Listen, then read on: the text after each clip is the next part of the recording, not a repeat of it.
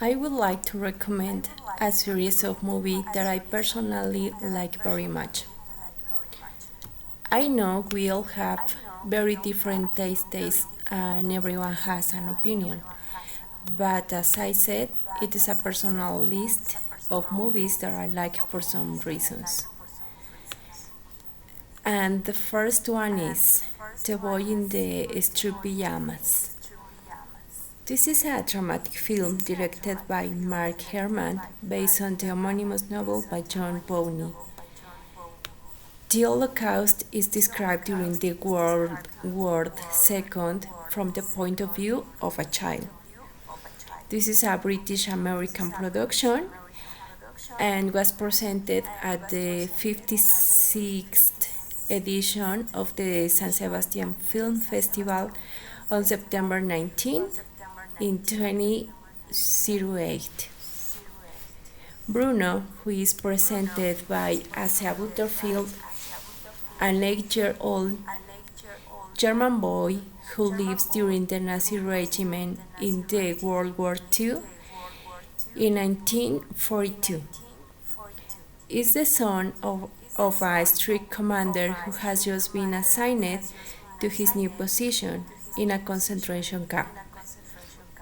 Bruno, who lives with his older sister Gretel in a wealthy neighborhood in Berlin, is then suddenly forced to moving to isolated place called Auschwitz. Bruno is desperate to find no friends to play with in his new house, smaller and with less ground to explore. From its window, you can see a group of houses behind a fence and many people dressed in street pajamas. All who are there are Jews confined in the Auschwitz concentration camp. Bruno, in his innocence, assumes they are farmers.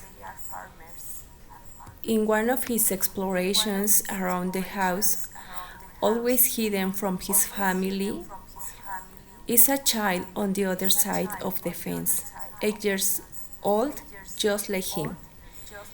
The boy's name is Samuel.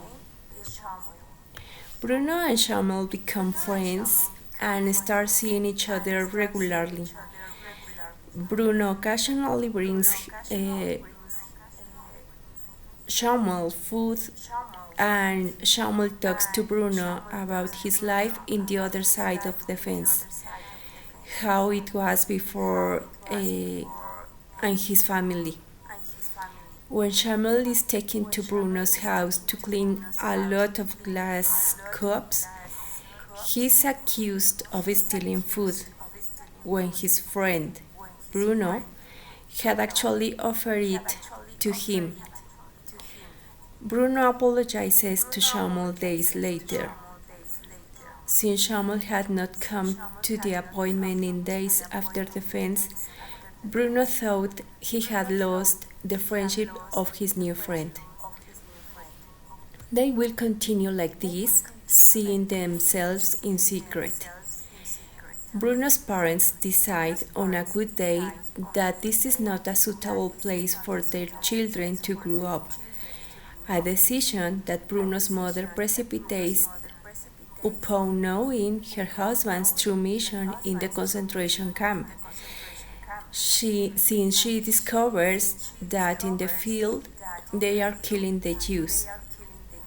When the smoke smells from a crematorium in the same field smells, the mother and the children would leave Auschwitz in a couple of days.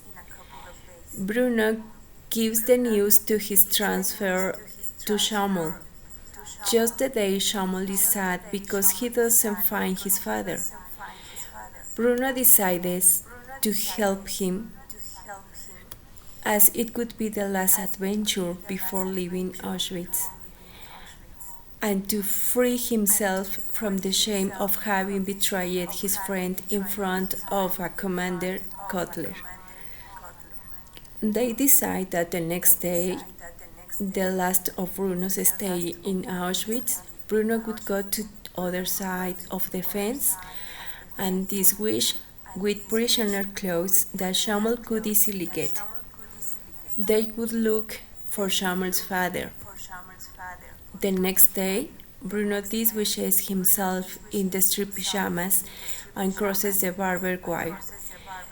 Bruno and Shamel are finally together. While they look for Shamel's father among the barracks, it starts to rain. The soldiers form a group of prisoners, among which are Bruno and Shamel. The group is taken to a gas chamber where Bruno and Shamel die together without suspecting that the place wasn't a rain shelter as Bruno had thought. An SS soldier can be seen throwing balls impregnated with Zyklon B, a cyanide-based pesticide. Bruno's parents notice the child's absence and search desperately around the house. They find Bruno's clothes in front of a hole under the barbed wire, but it's too late. Finally, everyone realizes what has happened. Bruno's father is sad, and his mother and sister can only cry in despair.